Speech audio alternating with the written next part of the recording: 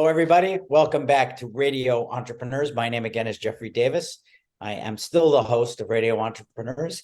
There may be a coup in the next few months. You never know. But until that time, I'm still the host.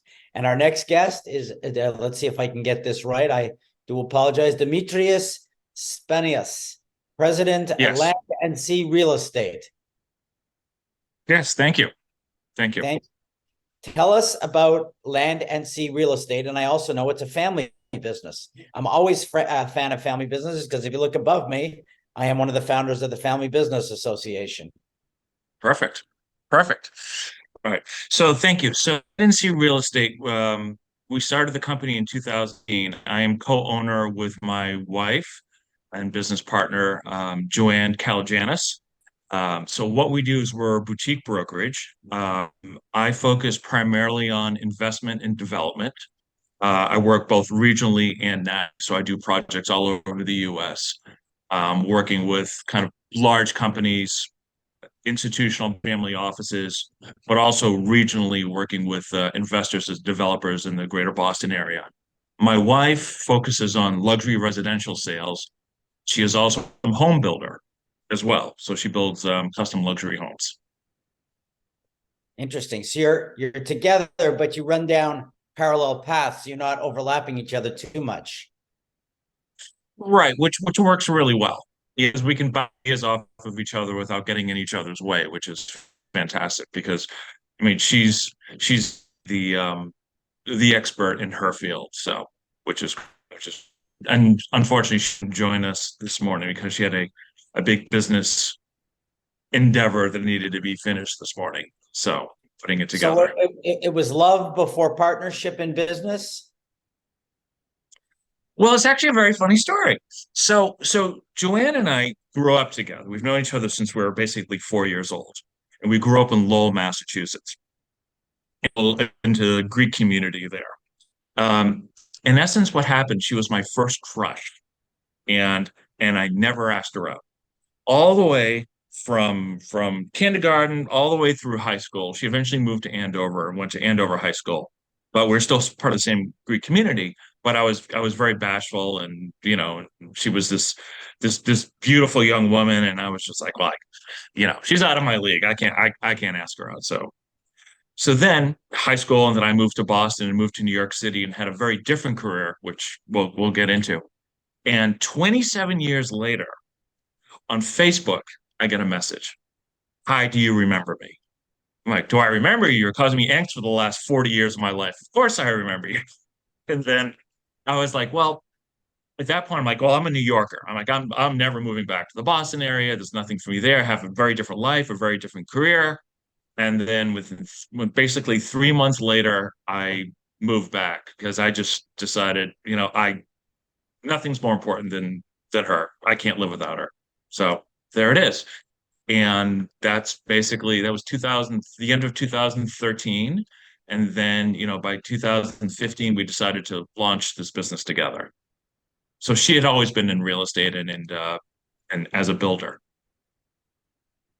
Well, that's a very nice and romantic story. Yeah, Very sweet. yeah, yeah, And now you're together 24/7. You work yeah. together. Yes, yes, we are, which is great. It's great having we have very similar personalities. She's very dynamic. Um, she's very smart, and so it's fun. It's always fun, which is great. So did you have a background in real estate? It sounds like she did. Did you? No, actually, I had a very different background. So I was a touring musician for about 20 years, and I was a college professor at the same time. So I taught music. I did teach business, interestingly enough, and I taught seminars in philosophy.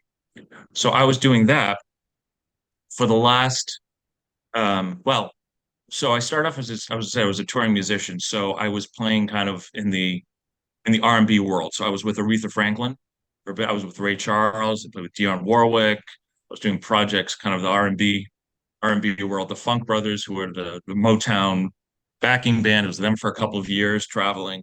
So I was doing that. I was teaching college at the same time. And then for the last 10 years of that, I had for lack of a better term, I'll call it a business. I was creating cultural diplomacy projects, partnering with the US government overseas, primarily in the former Soviet Union.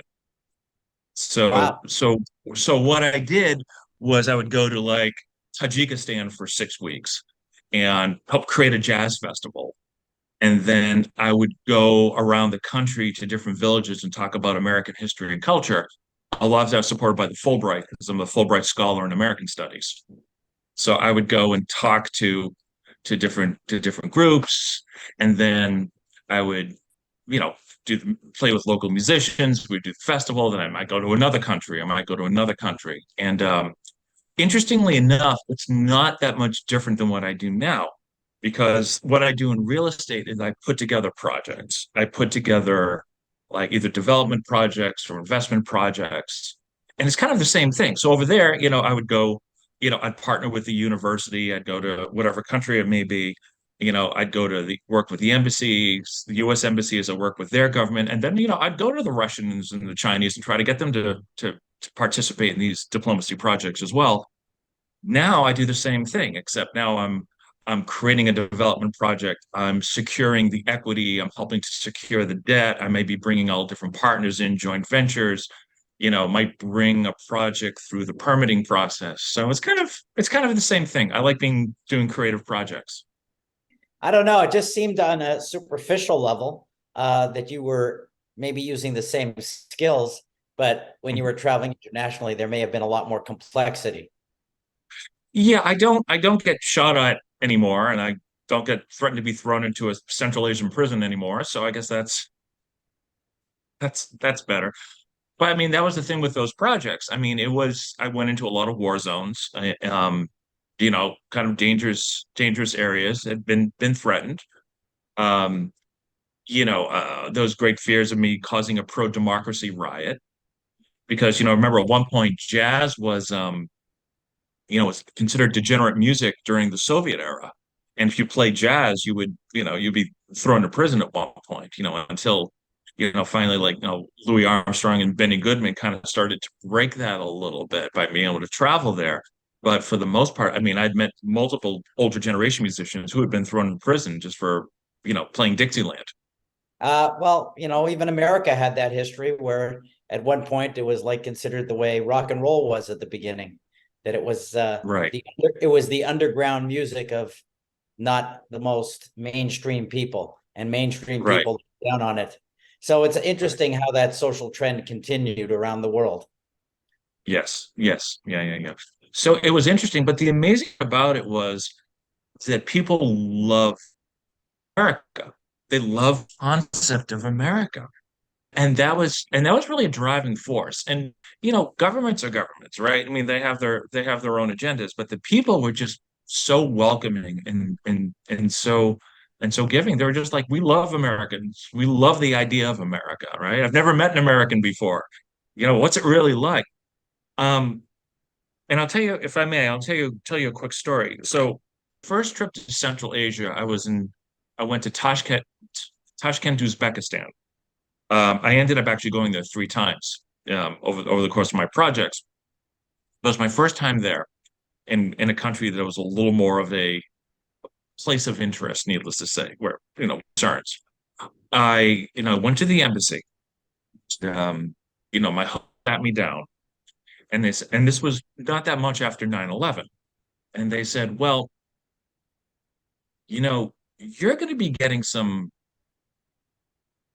difficult questions from people wondering about American thoughts, American policies, what we're doing. I mean, at that point, we had just, we'd already sent our troops to Afghanistan and to Iraq, and all that stuff was happening. And I was like, well, okay, so what do you expect me to say? And they said, anything you want, because we need to show these people that Americans are about free speech. We are a democracy. No matter what you say, it is not going to affect you. It's not going to affect your funding. It's nothing. We'd prefer you don't insult any of us individually, personally. However, you can say anything you want. Wow. And You I know, thought that was phenomenal. quite quite an exciting career and quite an exciting adventure to today. and now Yes. you're in business with your wife, and that's Yeah. I'm sure that's an adventure in itself as well. And we'd love to have you back to Radio Entrepreneurs with your wife and see how that goes. But Demetrius, before Mhm. that, if somebody wants to find land and sea real estate, how would they Mhm. find you? Yes. Well, we have our presence on LinkedIn. Both Joanne and I are on LinkedIn. We also have our website, landandsearealestate.com. That's wonderful. And again, Yeah. we hope you both come back again. I love your story. It's quite an adventure to entrepreneurship and a life of adventure, which I'm sure you're going to continue to have. And remind our Yes. listeners, it is Radio Entrepreneurs.